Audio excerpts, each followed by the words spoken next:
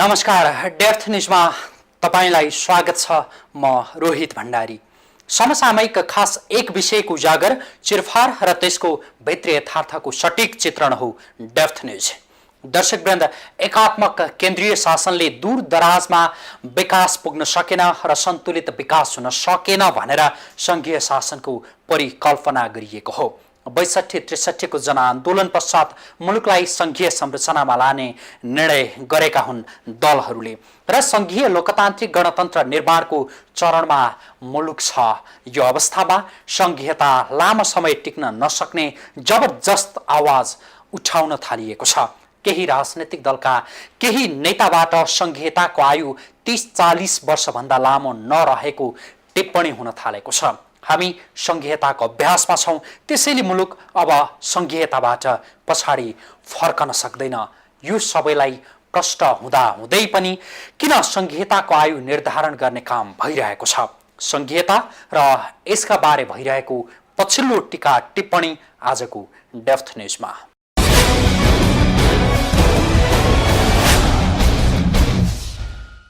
देश एकात्मकबाट संघीयतामा जाने निर्णय भएको केही वर्ष बितेको छ र नेपालको अन्तरिम संविधानमा समेत सङ्घीय गणतन्त्रात्मक नेपाल उल्लेख गरिएको छ। तर सङ्घीयताका विषयमा केही दिन पहिलेबाट फरक खालका टिप्पणी र विश्लेषण सुन्न थालिएको छ। नेकपा माओवादी जसले सङ्घीयताका लागि भन्दै दशकभन्दा बढी समय सशस्त्र युद्ध गर्यो, तर त्यही पार्टीका केही नेताले सङ्घीयताको आयु 30-40 वर्षभन्दा बढी नभएको बताउन थालेका छन्। केही दिन अघि नेपाल उद्योग परिसङ्घ CNI ले आयोजना गरेको एक कार्यक्रममा नेकपा माओवादीका नेता एवं पूर्व प्रधानमन्त्री डाक्टर बाबुराम भट्टराईको यस्तै अभिव्यक्ति आयो। संविधानको मस्यौदा बनाउने दिन नजिकिँदै गर्दा आएको यस प्रकारको अभिव्यक्तिलाई अर्थपूर्ण रूपमा हेर्न थालिएको छ र प्रश्न गर्न थालिएको छ के सङ्घीयताको आयु 3-4 दशक मात्रै हो? यदि त्यसो हो भने केही दशकका लागि हुने सङ्घीयताका लागि किन त्यति ठुलो सशस्त्र युद्ध गरियो? सङ्घीयता कि एकात्मकता, यो विषयको बहस अब निकै ढिला भइसकेको छ, किनकि राष्ट्रले सङ्कल्प गरिसकेको छ सङ्घीयतामा जाने। सङ्घीयताबाट अब मुलुक पछाडि फर्कन सक्दैन। तैपनि जबरजस्त एउटा बहसले प्रवेश पाएको छ। सङ्घीयताको आयु के 30-40 वर्ष मात्रै हो त? किन यति थोरै आयु तोकिँदैछ सङ्घीयताको? के कारणले सङ्घीयता लामो समयसम्म रहन सक्दैन? यी र यस्ता प्रश्न उब्जिन थालेका छन्। हुन त कुनै दल विशेषका कुनै नेताले भनेकै आयु सङ्घीयताको नहोला, यद्यपि सङ्घीयताको अवधिको यो विषयमा जबरजस्त सोच्नै पर्ने भएको छ। केही दलका केही नेताहरूका अनुसार सङ्घीयता यस कारणले पनि लामो समय जान सक्दैन किनकि सङ्घीयताको लामो अभ्यास गरेका युरोपेली मुलुकहरूलाई त्यसको उदाहरणका रूपमा लिन सकिन्छ। 19औं र 20औं शताब्दीमा जातिगत र भाषिक राज्यका लागि युरोपेली देशहरूले सबैभन्दा धेरै युद्ध गरे, तर अहिले उनीहरू युरोपेली सङ्घ गठन गरी बृहत एकात्मकतातिर गएका छन्। एउटै मुद्दा चलाउन थालेका छन् र एकात्मकताको अभ्यास गर्दैछन्। तर हामी सङ्घीयताको अभ्यासका लागि तयार भएका छौँ, राष्ट्रिय रूपमा नै सङ्कल्प गरेका छौँ। तैपनि त्यो सङ्घीयता कस्तो हुने, त्यसका आर्थिक नीतिहरू कस्तो हुने, यो बारेमा अझै अन्योलता छ। केही समय जातीय पहिचान सहितको सङ्घीयताका विषयमा यहाँ जोडतोडका साथ आवाज उठे। केही दलका केही नेताहरूले पार्टीले जातीय पहिचानको मुद्दालाई आत्मसात गर्न नसकेको भन्दै अलग्गै पार्टी समेत गठन गरे। तैपनि सङ्घीयताको स्पष्ट खाका कोही कसैले दिन सकेनन्। आफ्ना जिद्दी र दलिल एकातिर छन्, तर सङ्घीयताको स्वरूप सम्बन्धी सर्वसम्मत बाटो कसैले तय गर्न सकेका छैनन्। सङ्घीयताको आर्थिक मोडेलतिर कसैको ध्यान छैन, मात्र सङ्घीयताको आकार र प्रदेशकै सङ्ख्याको जोड घटाउमा यहाँ व्यस्त छन् दल र तिनका नेताहरू। सङ्घीय नेपालको आर्थिक संरचनाका विषयमा व्यापक बहस छलफलको खाँचो छ। यति बेला न कि सङ्घीयताको आयु कति हुन्छ भन्ने बेतुकका कल्पनाको अब देश सङ्घीयताबाट फर्कन सक्दैन। त्यसैले दल र तिनका नेताहरूले सङ्घीयताको आयु तोक्दै हिँड्नुभन्दा पनि सङ्घीयताको आर्थिक मोडेलका विषयमा व्यापक छलफल गर्न आवश्यक छ।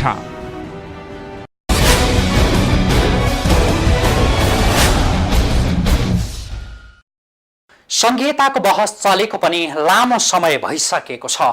कोहीले जातीय पहिचानका आधारमा सङ्घीय संरचना तय गर्नुपर्ने उल्लेख गरेका छन् त कोहीले भौगोलिक आधार र सामर्थ्यलाई आधार बनाउनु पर्ने उल्लेख गरेका छन्। यति हुँदा हुँदै पनि सङ्घीयताको स्पष्ट खाका कोही कसैले कोर्न सकेका छैनन्। मुलुकलाई सङ्घीयतामा लैजाँदा आर्थिक सामर्थ्यलाई नै विशेष जोड दिनुपर्ने खाँचो सबैले महसुस गरेका छन्। अब केही बेरको विश्राम र विश्रामपछि सङ्घीय संरचना र यसको आर्थिक मोडलका विषयमा केन्द्रित रहने गरी उपस्थित हुनेछौँ।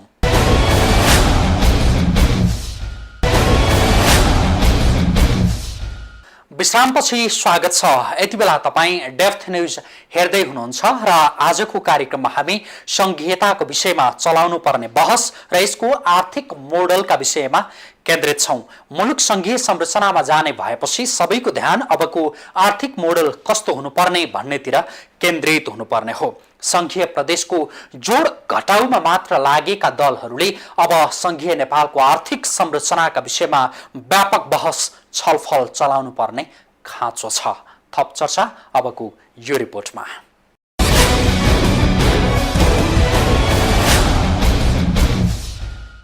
मुलुक एकात्मकताबाट संघीयतामा जाने निर्णय भइसकेको अवस्था छ।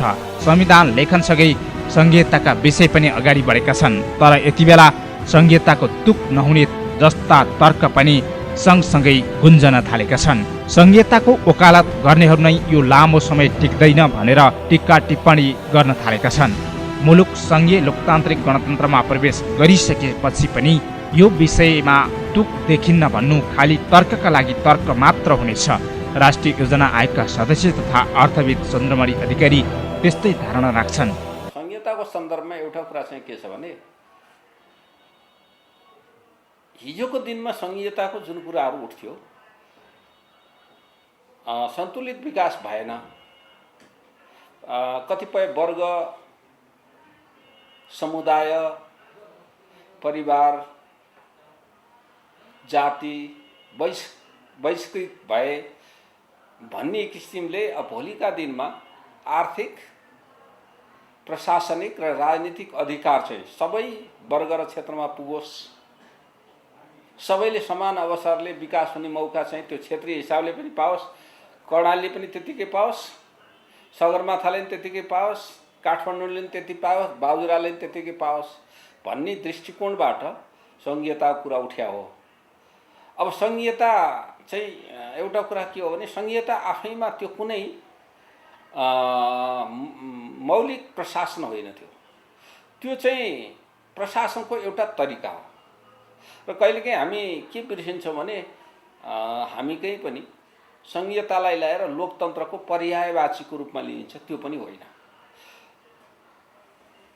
लोकतन्त्र भने एउटा कुरा हो, संघीयता भनेको एउटा शासन प्रणाली हो, जुन शासन प्रणालीमा जनताले आफ्नो नजिकको सरकारबाट, निकटतम सरकारबाट, राज्यबाट पाउनुपर्ने साधन सेवा सुविधाहरू सजिलै प्राप्त गरोस् भन्ने हिसाबले सङ्घीय संरचनाको एउटा खालको सङ्घीय संरचना र सङ्घीय शासन प्रणालीको चाहिँ एउटा प्रचलन सुरु गरिएको हो।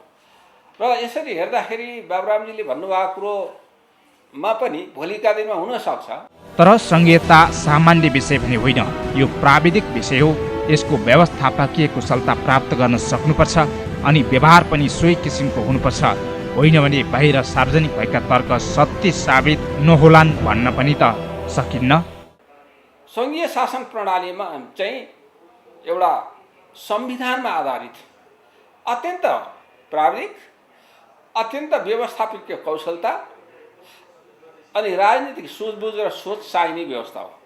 त्यसकारणले गर्दा यदि त्यस्तो कुराहरू भएन भनेदेखि भोलि त्यसको परिणाम चाहिँ नकारात्मक पनि आउन सक्छ भनेर मान्छेहरू त्यसको चुनौतीको कुरा चाहिँ गर्छन् र वास्तविक स्वाभाविक पनि हो।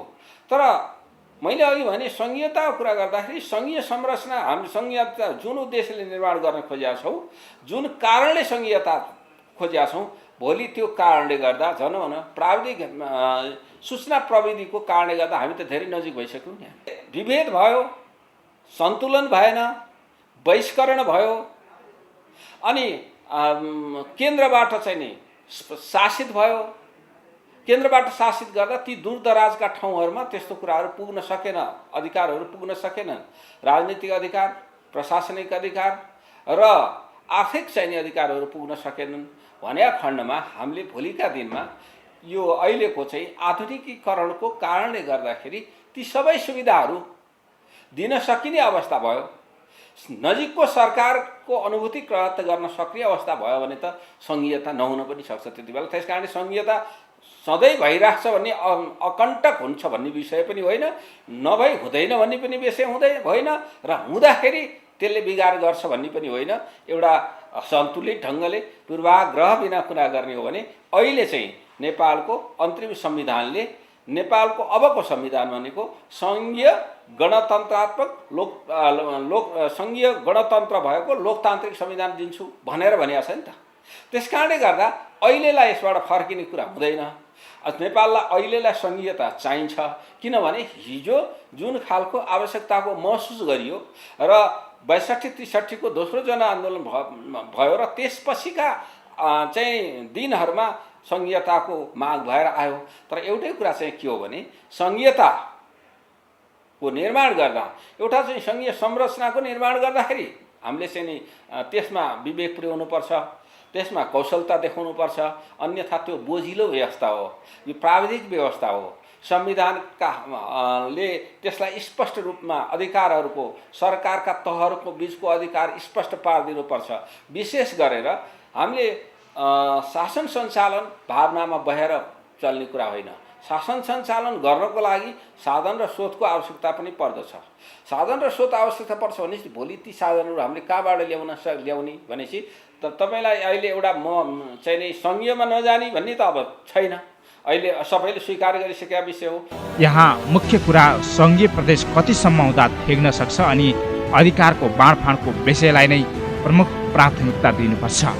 हिजोको संविधान सभाले नै सङ्घीय संरचना अन्तर्गतको उसमा एउटा अभ्यास गरेर आएको छ। ती दस्तावेजहरू र मस्यौदाहरू त्यसरी तयार भएका छन्। तर त्यसमा चाहिँ एउटा कुरा के हो भने नामाकरणको कुरा पनि धेरै ठुलो कुरा होइन। तर मूल कुरा के हो भने दिने अधिकारको कुरा र सङ्ख्याको कुरा चाहिँ, सङ्ख्या चाहिँ कसरी जोडिँदो रहेछ। धेरै सङ्ख्या भयो भने, राज्यका प्रदेशका सङ्ख्याहरू धेरै भयो भने, स्थानीय सरकारका सङ्ख्याहरू धेरै भयो भने त्यहाँ संरचना धेरै चाहिन्छ, त्यहाँ व्यवस्थापकीय चाहिने पूर्वाधार चाहिन्छ, त्यहाँ चाहिँ नि विधायिकी पूर्वाधार चाहिन्छ, त्यहाँ कार्यकारिणी सम्बन्धी पूर्वाधार चाहिन्छ, त्यहाँ न्यायिक पूर्वाधार चाहिन्छ। प्रदेश राज्य भनेपछि त न्यायिक व्यवस्था चाहिँ नि तपाईँको लेजिस्लेटिभ भयो, विधायिकी कुरा भयो, कार्यकारिणी तिनटै हुन्छ नि। त्यहाँ फेरि त्यससँग चाहिँ जोडिएर सुरक्षा सामरिक कुराहरू पनि आउँछन्। त्यसो गर्दाखेरि थोरै सङ्ख्यामा मेरो चाहिँ भनाइ, मेरो चाहिँ नि विश्लेषण अध्ययनबाट के देखिया छ भने हामीले 5 देखि 7 वटाको बिचमा, 5 होला 6 होला 7 वटा होला, बढीमा 7 वटासम्मको चाहिँ नि साह्रै त्यस्तो अप्ठ्यारो मिलाउनु पर्यो भने 8 वटासम्मको प्रदेश सङ्ख्यामा हामीले काम गर्न सक्यौँ भने के हुनसक्छ भने भोलि साधन र स्रोत हामीले पुर्याउन सक्छौँ। त्यो प्रदेशहरू निर्माण गर्दाखेरि पनि मुख्य कुरा के भने अहिले नेपालमा कस्तो खालको चाहिँ नि भू बनोट छ भनेर पनि हेर्नु पर्यो, कस्ता खालका प्राकृतिक स्रोत साधन छ भनेर हेर्नु पर्यो, नदीहरूको बहाव र जलाधारहरूको अवस्था के छ भनेर पनि हेर्नु पर्यो, त्यसको उपयोग हामीले कसरी गर्छौँ भनेर पनि हेर्नु पर्यो। हामीले एउटा भनौँ न ठुला हामीले चाहिँ नि 10,000 मेगावाटका चाहिँ नि के अरे हाइड्रो पावर प्रोजेक्टका कुरा गरिराखेका छौँ। त्यस्तो प्रोजेक्ट चाहिँ 5 वटा चाहिँ नि प्रदेशमा अब त्यस्तो बनाउँदा त जलाशयका कुरा हुन्छ, पावर हाउसको कुरा हुन्छ होइन, त्यसलाई जललाई सञ्चय गर्ने कुरा हुन्छ, अनि ट्रान्समिसन लाइन लैजाने कुरा हुन्छ। 5-7 वटा चाहिँ नि प्रदेश गरेरमा मिलेर काम गर्नुपर्ने हो भने त बन्छ त्यति बेला त्यो। त्यसकारणले गर्दा एउटा त्यो। दोस्रो कुरा अहिले चाहिँ अन्तर्राष्ट्रिय सिमाना माथिको पहुँचलाई पनि एउटा अधिकारको रूपले मानिन्छ। त्यसकारणले गर्दा सकेसम्म त्यस्ता प्रदेशहरू बनाउँदा सबै प्रदेशको अन्तर्राष्ट्रिय सिमानासम्म पहुँच होस्। हुनसक्छ कुनैको नहुन सक्छ। जस्तो हामीले काठमाडौँ उपत्यकालाई चाहिँ केन्द्रशासित प्रदेश भनेर भन्यौँ भने त्यस्तो अवस्थामा नहुन सक्छ। तर अर्को एउटा कुरा के छ भने सङ्घीय संरचनालाई सफल पार्नको लागि, प्रभावकारी बनाउनको लागि, कुशलताका लागि सञ्चालन गर्नको लागि आम राजनीतिक पार्टीहरूमा सङ्घीय व्यवहारको आवश्यकता हुन्छ। अहिलेसम्म सङ्घीय व्यवहार चाहिँ आइसकेका छैन पार्टीहरूको बिचमा, राजनीतिक दलहरूको बिचमा त्यो सङ्घीय व्यवहार नै सङ्घीय चाहिन्छ। एकअर्काको अस्तित्वलाई स्वीकार गर्ने खालको चाहिन्छ, मिलेर काम गर्न सक्ने खालको चाहिँ व्यवहार चाहिन्छ। अहिले त के भने कहिलेकाहीँ त कसैले त छुट्टै राज्य बनाउने जस्ता व्यवहार लिएर हिँडिरहेको हुन्छ। भोलि चाहिँ सीमाहरूको बिचमा कुनै अवरोध हुँदैन, चाहिँ भन्सार अथवा भन्सारको नाममा अथवा अन्य नाममा चाहिँ सीमामा अवरोध पुर्याउने अथवा चाहिँ कर लगाउने, शुल्क लगाउने कुराहरू संवेदनशील हुन सक्छन्। अन्तर्राष्ट्रिय व्यापारमा लगाउने कर त केन्द्र सरकारले मात्रै लगाउँछ, अन्तर्राष्ट्रिय प्र्याक्टिस नै त्यही छ। त्यस कारण यी सबै कुरालाई विचार पुर्याएर चाहिँ संविधान बनाउने, तर सँगसँगै संरचना निर्माण गर्ने मात्रै होइन।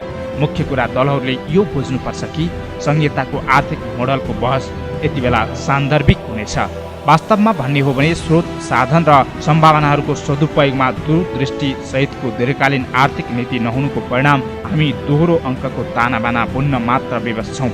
नीति निर्माणको आधार मानिएको राजनीतिक नेतृत्वमा स्पष्टता र उद्देश्य अभावले सङ्घीय मोडेलमा अन्यल छ। तर आर्थिक विकासको लागि संहिताको सोही किसिमको मोडेल तय हुनुपर्छ। आर्थिक मोडेलको कुरा गर्दा आर्थिक अधिकारको बाँडफाँड त्यसरी गर्नुपर्दछ जसले गर्दाखेरि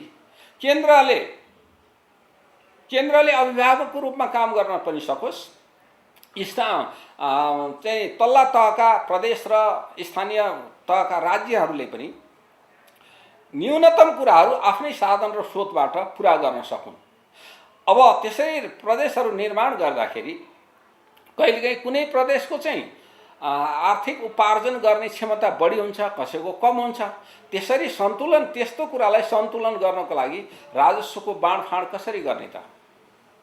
अब कतिपय अवस्थामा केन्द्रले राजस्व चाहिँ उठाउने हुनसक्छ र त्यसलाई तल्लो तहमा दिन सक्ने हुनसक्छ। अन्तर्राष्ट्रिय हिसाबले हेर्ने हो भने राजस्वको चाहिँ कुल राजस्वको करिब 60% 65% भन्दा माथि चाहिँ केन्द्रले उठाउँछ। हेर्नुहोस्, उठाएर अनि त्यसलाई या त सोझै अनुदानको हिसाबले दिने अथवा ट्रान्सफर गर्ने अथवा कहिलेकाहीँ दुईटा मिलेर पनि उठाउने अथवा तीनटा मिलेर पनि उठाउनु हुनसक्छ। स्थानीय तहको सरकार, प्रदेश तहको सरकार र केन्द्रीय तहको सरकारले मिलेर पनि उठाउनु पर्ने हुनसक्छ। जस्तै अन्तःशुल्क उत्पादन करको कुरा गर्नुभयो भने केन्द्र सरकारले र राज्य सरकारले मिलेर उठाउन सक्छन्, होइन? मूल्यवृद्धि करको कुरा गर्ने हो भने मूल्यवृद्धि कर चाहिँ भनेको र आयकर भनेको कर्पोरेट संस्थागत आयकर, व्यक्तिगत आयकर, यिनीहरू चाहिँ के हो भने त्यसरी अन्तर्राष्ट्रिय चाहिँ नि व्यापारमा लाग्ने कर हामी भन्सार कर भन्छौँ। यिनीहरूले चाहिँ समग्र म्याक्रो इकोनोमीमा प्रभाव पार्छ, त्यसको मूल्यमा प्रभाव पार्छ। त्यस कारणले त्यस्तो कुरालाई त्यस्तो कुराहरू केन्द्रैमा राख्नुपर्छ। अन्यथा तल्लो तहमा दियो भने त्यो प्रतिस्पर्धा असन्तुलित, अस्वस्थ प्रतिस्पर्धा हुनसक्छ। तर सम्पत्तिमा आधारित कर रहेछ भनेदेखि जस्तो घर जग्गा कर, घर बहाल कर, अनि सेवा सुविधामा दिएर सेवा सुविधाको बदलामा लिइने तपाईँको हुनसक्छ यो दस्तुरहरू भयो, शुल्कहरू भयो, यस्तो चाहिँ स्थानीयलाई दिनुपर्छ। किनभने ढल हालेर ढल चाहिँ नि तपाईँको सरसफाइको व्यवस्थापन गर्नु पर्यो भने त उसलाई त ऊ त चाहियो नि त साधन। आर्थिक अधिकारको कुरा गर्दा चाहिँ आर्थिक अधिकारमा खास गरी जस्तो शिक्षा, स्वास्थ्य सम्बन्धमा मापदण्ड बनाउने जस्ता कुराहरू, युनिभर्सिटी चलाउने जस्ता कुराहरू, त्यसका अनुगमन गर्ने विषयका कुराहरू, नियमन गर्ने जस्ता कुराहरू जो चाहिँ केन्द्रले हेर्नुपर्छ। साँच्चै भन्यो भने यदि हामीले विकेन्द्रीकरणलाई राम्रो गरी सञ्चालन गर्न सकेको भए हामी कहाँ संहिता नै चाहिने अवस्था थिएन। तर त्यो हुन नसकेका हुनाले संहिताको अहिले आवश्यकता परेको। अधिकार दिने कुरा हो, अधिकारलाई विकेन्द्रीकरण गर्ने कुरा हो। तर एउटा कुरा के हुन्छ भने संहिता हुँदैमा अधिकारको विकेन्द्रीकरण भइहाल्छ भन्ने हुँदैन। अहिले हाम्रो राजनीतिक पार्टीहरूले र खास गरी चाहिँ नि त्यो तहमा कुरा गर्दा तपाईँले स्थानीय तहको अधिकारको कुरा कमै सुन्नुभएको छ। हामी प्रादेशिक सरकारको अधिकारको कुरा बढी सुनिराखेका छौँ। त्यसो हुँदाखेरि के हुनसक्छ भने एउटा अङ्ग्रेजी हिन्दीमा उखान छ के भने चाहिँ आसमान से गिरा पेड खजुर पे अड्का भन्छ कि आकाशबाट त खस्यो, तर खजुरको बोटमा अड्क्यो भने तलले पाउँदैन। त्यस कारण केन्द्रबाट लिएर प्रदेशमा दिन त खोजिरहेछौँ, तर प्रदेशबाट चाहिँ नि तल्लो तहमा स्थानीय सरकारमा जहिलेसम्म अधिकार जाँदैन त्यति बेला चाहिँ फेरि सङ्घीयतामा फेरि विद्रोह सुरु हुन्छ। समृद्धिलाई र सामर्थ्यलाई ठिक ठाउँमा ठिक सन्तुलित ढङ्गले चाहिँ नि अपनाएर हामीले चाहिँ नि सङ्घीय संरचना निर्माण गऱ्यौँ भने त्यो दिगो पनि हुन्छ र हामीले राजनीतिक हक अधिकारका कुरा जुन प्राप्त गरेका छौँ त्यसलाई दिगो बनाउन सकिन्छ र चाहिँ नेपालमा सङ्घीयता 100 वर्षसम्म चल्छ। तर त्यो गर्न सकेनौँ भने सङ्घीयता इन्डोनेसियामा जस्तो फेरि 4-5वटा राष्ट्रमा सङ्घीयतामा गएर फेरि एकात्मक राज्यमा फर्केका छन्। त्यस कारण त्यो स्थिति भयो भने फेरि हामी नेपाल 20 वर्ष फेरि पछाडि फर्किन पर्ने अवस्था हुन्छ। त्यस कारणले गर्दा हामीले चाहिँ सामर्थ्य समृद्धिलाई केन्द्रबिन्दुमा राखेर पहिचानको कुरालाई पनि नबिर्सिकन, बहुपहिचानको कुरालाई नबिर्सिकन सङ्घीय संरचनाको निर्माण गर्नुपर्छ। हरेक जसो राजनीतिक परिवर्तनपछि आमूल विकास र समृद्धिको आश्वासन बाँडियो र सपना पनि देखाइयो, तर कहिल्यै पुरा भएनन्। त्यसैले त आम जनजीवन अझै एक ट्याब्लेट सिटामोल र झाडा पखालामा एक पुरिया जीवन जलसँग सङ्घर्ष गर्दै समृद्धिको सपना देख्न अभिशप्त छ। हाम्रा निम्ति तीव्र आर्थिक विकासको बाचा र व्यवहारको अन्तर सम्बन्ध यही नै हो। सुगममा केही किलोमिटर उब्किएका कालो पत्रेमा गुड्ने सवारीका साधन र केही थान कङ्क्रिट बस्तीलाई मात्र विकासको अध्यावधिक प्रतिफल मान्ने हो भने यथार्थप्रति कदापि न्याय हुनै सक्दैन। राज्यका स्रोत र साधनको वैज्ञानिक व्यवस्थापनसँग जोडिएको राज्यको पुनर्संरचनालाई उपलब्ध स्रोत साधन, विकासी अवसर र त्यसमा सहभागिताको समानुपातिक वितरणमा ध्यान दिनुपर्दछ।